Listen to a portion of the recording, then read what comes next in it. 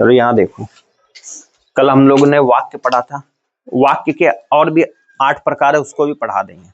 ठीक है, कल 3 वाक्य के पढ़े थे ना, और भी पूछ लेता है, इस बार अलग थोड़ा कुछ पूछा है तो उसको ही पढ़ना है। आज उसी में चलते हैं। वाक्य में हमें कहीं कहीं विराम चिन्ह देखने के लिए मिलता है।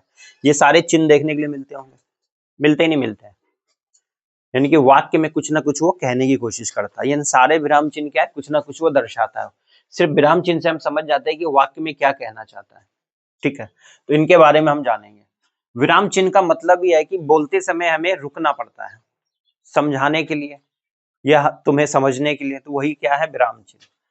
तो बोलते समय हम अपने भावों को पूर्ण रूप से स्पष्ट करने के लिए आवश्यकता अनुसार रुकते हैं, उसी को हम क्या कहते हैं, विराम चिन्ह।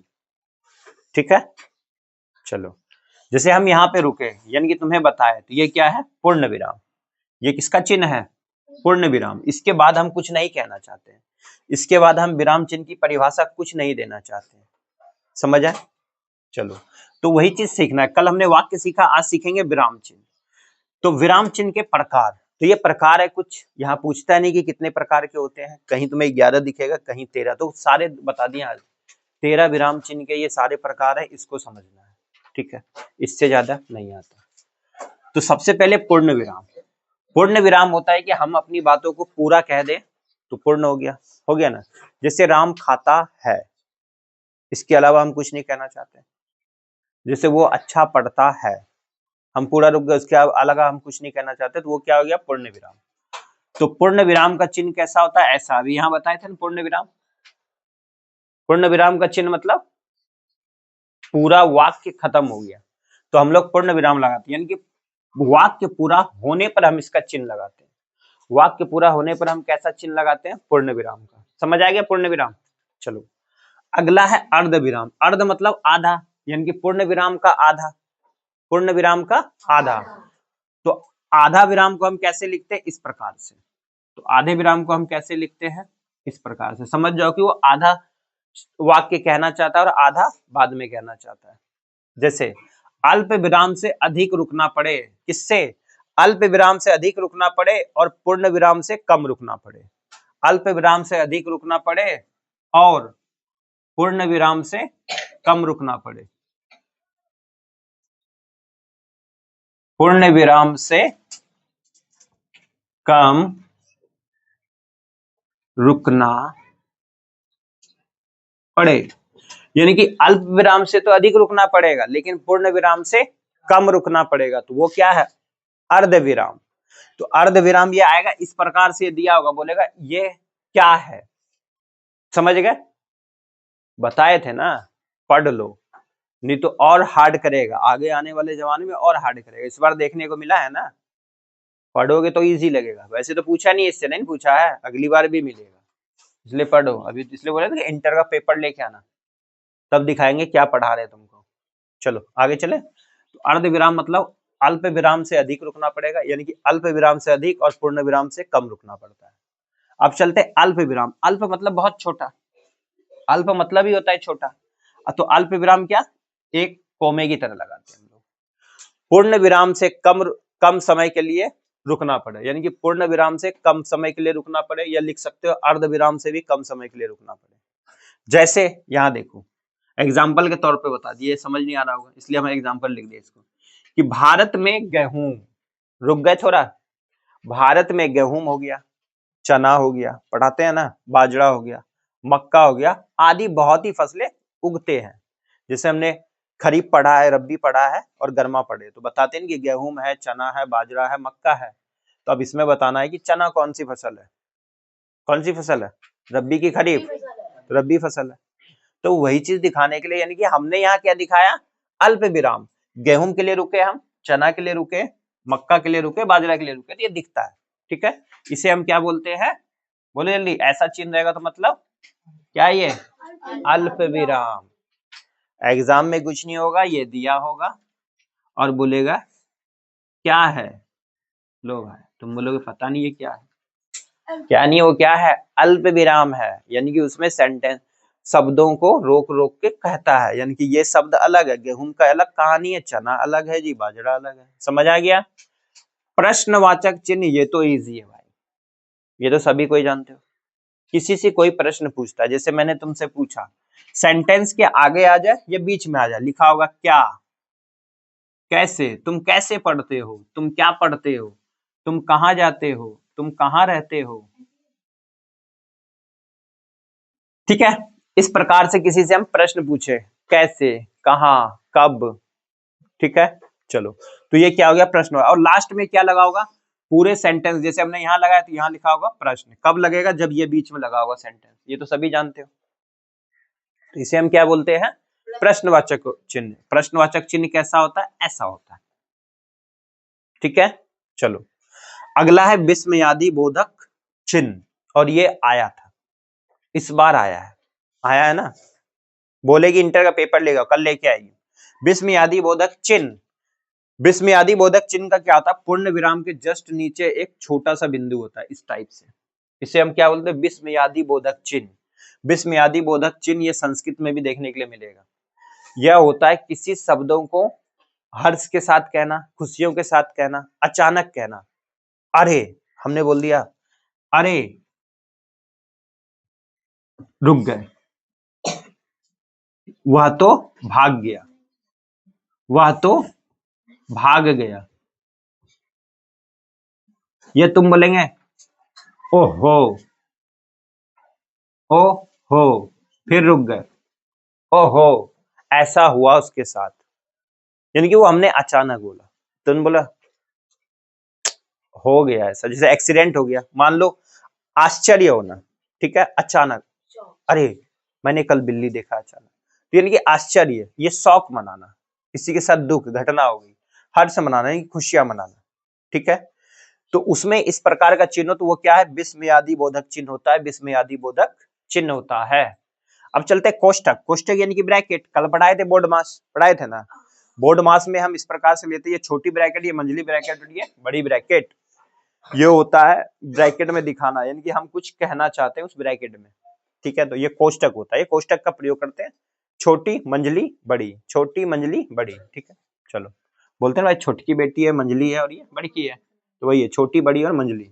चलो, यह है उद्धरण चिन्ह या अवतरण चिन्ह, ये भी देखने के लिए मिलता है एग्जाम में। इसको बोलते हैं उद्धरण चिन्ह या अवतरण चिन्ह, ज्यादातर यही मिलेगा देखने के लिए, अवतरण चिन्ह।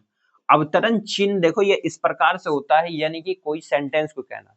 ठीक है, जैसे महात्मा गांधी ने कहा, क्या कहा, करो या मरो, तो करो और मरो का नारा किसने दिया, महात्मा गांधी ने। यहां लिख दोगे तुम, महात्मा गांधी ने कहा।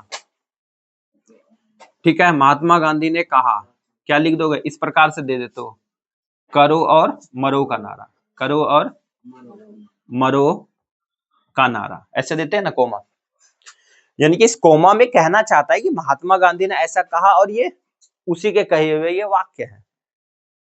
ठीक है,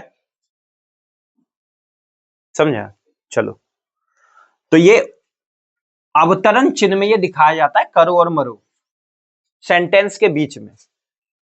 वो अगर हमने वो डाल दिया तो मतलब वो महात्मा गांधी ने कहा है और किसी ने नहीं कहा है भाई, समझ गए, वो है अवतरण चिन्ह। अगला है निर्देशक सूचक चिन्ह, ये इंपॉर्टेंट है। निर्देशक सूचक चिन्ह भी वही होता है जो हमने उद्धरण चिन्ह या अवतरण चिन्ह के लिए प्रयोग किया, या उदाहरण के द्वारा स्पष्ट करते हैं। जैसे अभी देखो, हम दिए ना, हर जगह दिए हैं, मतलब ये उदाहरण के साथ तुम्हें बताना चाहते हैं कि पूर्ण विराम क्या होता है। और ये, तो ये ऐसा चिन्ह हम कब लगाते हैं, जब उदाहरण देते हैं। जैसे हमें उदाहरण देना है, अरे उदाहरण लिख लो, नहीं तो हम दे दिए, अरे ऐसे लिख देते ना, मतलब ये एग्जाम्पल देके तुम्हें समझाने की कोशिश करें कि ऐसा होता है, तो उसको हम क्या बोलते हैं, निर्देशक या सूचक चिन्ह। हम निर्देश दे करके तुम्हें बता रहे हैं, तो इस प्रकार से तुम भी लिख रहे हो डैश डाल डाल के। चलो, और यह है योजक चिन्ह, और ये एग्जाम में आता है, पढ़ी थी, ये मॉडल पेपर में भी मिलेगा तुम्हें, एग्जाम में भी देखने के लिए मिलता है। तो यह है योजक चिन्ह। योजक चिन्ह होता है दो शब्दों को जोड़ने के लिए। जैसे दो हमारे पास क्या है, जैसे माता और पिता, तो माता और पिता क्या है, अलग अलग प्रधानता है, तो उसको हम दिखाते हैं, माता और पिता, तो उसके बीच में हम ये दे देते हैं, यानी कि इसकी अलग प्रधानता, इसकी अलग, भाई बहन, ठीक है, बड़े छोटे, ज्यों त्यों, जैसा तैसा, तो ये सारी चीजें दिखाते हैं। तो हम किसका प्रयोग करते हैं, योजक चिन्ह। किसका प्रयोग करते हैं, योजक चिन्ह, दो की प्रधानता अलग अलग दिखाना। अब अगला है विवरण चिन्ह। विवरण चिन्ह होता है उदाहरण, विवरण चिन्ह हम उसकी व्याख्या कर रहे हैं। क्या कर रहे हैं? व्याख्या। जैसे हम अगर यहाँ लिख देते कि विराम चिन्ह है, ये क्या है, तो यहाँ पे हम इस प्रकार से दे देते हैं विराम चिन्ह की, यानी कि ये पूरी परिभाषा ही है। तो विवरण चिन्ह मतलब वाक्य के बारे में सूचना या निर्देश देने के लिए कि यह वाक्य, विराम चिन्ह की परिभाषा क्या होता है, ये क्या है बोलो, इसी को हम बोलते हैं विवरण चिन्ह। क्या बोलते हैं? विवरण। विवरण मतलब व्याख्या कर देना। अगला है उपविराम। क्या है ये? उपविराम। इस प्रकार से हम रुकते हैं। उपविराम मतलब छोटी बातें हम कहना चाहते हैं। उपविराम मतलब हम छोटी बातें कहना चाहते हैं, इसके बारे में होता है। यह है राघव चिन्ह, ये इजी है। राघव चिन्ह होता है एब्रीविएशन करके दिखाना, यानी कि संक्षिप्त रूप में लिख देना। तो शब्दों को संक्षिप्त रूप में लिखना, मैंने इस प्रकार से लिख दिया तो इसको जानते हुए क्या पढ़ोगे? इसको डॉक्टर। इस प्रकार से लिख दिया, जानते हो क्या पढ़ना है? पंडित। ठीक है, तो यानी कि हम जान जाते हैं सिर्फ उतने में ही वो राघव चिन्ह है, यानी कि वो एब्रीविएशन है। उसके आगे भी कट और छुपा हुआ है, लिखा है ना, इसके आगे भी कुछ छुपा हुआ है, लेकिन हम जान जाते हैं। जैसे हम लिख देते हैं भाई, ये लिख दिए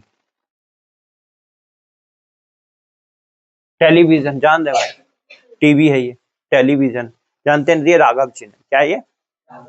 तो राघव चिन्ह है। राघव चिन्ह यानी कि शब्दों को छोटा करके दिखाता है, वो हम समझ जाते हैं आगे क्या कहना चाहता है, तो उसको पूरा नहीं लिख करके हम राघव चिन्ह में लिख देते हैं। ठीक है, चलो। यह हंस पद या त्रुटि बोधक चिन्ह। बाई चांस मैं ये लिख रहा था, लिखते लिखते अब क्या हो गया, गलती हो गया, एग्जाम में हो गया ना, अब क्या करोगे? इसको खिचड़ी पका देंगे क्या? अब मैंने लिख रहा था, यहाँ देख लो, बोलते समय हम अपने शब्दों को रूप से स्पष्ट करने के लिए आवश्यकता अनुसार रुकते हैं। अब ये देखो, ये वाला भी यहाँ दिया ना, आवश्यकता अनुसार रुकते हैं, ये नहीं हटा, नहीं हटा, नहीं हटा, तो ये हमने दे दिया। इसका मतलब ही क्या है, यहाँ देखो कहां चला, ये रहा निर्देशक सूचक चिन्ह। इसको क्या बोलेंगे? निर्देशक। आवश्यकता में जुड़ा हुआ है तानुसार। ठीक है, इनकी निर्देशक हम दे दी कि इसका आगे पढ़ो तुम, बोले है ना। अब यहाँ पे देखो, बोलते समय हम अपनी भावों को पूर्ण रूप, अब ये भूल गए हम लिखने के लिए, तो भूल गए तो यही लेंगे हंस ये त्रुटि बोधक। हम इसी के ऊपर यहाँ पे लाइन छूटता है ना, तो यहाँ पे ऐसे दिखा दोगे और लिख दोगे क्या? भावों को पूर्ण। समझ आया? यानी कि इससे समझ जाओ कि ये वाला सेंटेंस यहां छूट गया था, यानी कि टूटी था। समझ गए? अब यहाँ तो जगह अब खिचड़ी पका के दूसरी जगह लिखे हैं, नहीं ना, जगह तो बचा नहीं थोड़ा सा भी, तो हमने ऐसा तीर दे देते, वो समझ जाता है, वो समझ जाता है कि उसने इसके यहाँ पे लिखना चाहता था जो छूट गया था उसका। ठीक है, कोई एप्लीकेशन लिखोगे, एक ही पेज तुमने खरीदा, और मान लो कोई जमीन का कागज है, मान लो तुमने उसको 1000 रुपया में खरीदा, मिलता है ना, 1000 रुपया में तुमने खरीदा, और उसके ऊपर लिख रहे थे और गलती हो गया, छोटा सा छूट गया, वो क्या करोगे? फाड़ दोगे उसको। तो उसी के ऊपर हम ऐसे लिख देते हैं कि ये है भाई। समझ आ गया? इसको हम क्या बोलते हैं? त्रुटि बोधक चिन्ह बोलते हैं, या हंस पद चिन्ह कहते हैं। ये समझ आया? पूरे यहां से तुम्हारे अभी तो नहीं देखने के लिए मिलते, एक दो क्वेश्चन ही देखने के लिए मिलते हैं। जैसे तुमने देखा था ना, 10-10 क्वेश्चन उसी टॉपिक्स था, हो सकता है ये अधिक पूछ ले एग्जाम में, तो वो हार्ड नहीं, क्योंकि ये तुम्हारे टॉपिक है, पूछ भी सकता है, इसलिए सारे याद करना और समझना है। इसमें याद तो कुछ करना नहीं है, इतना नहीं करना है, सिर्फ समझ जाओगे हो जाएगा। उतारो इसको फटाफट।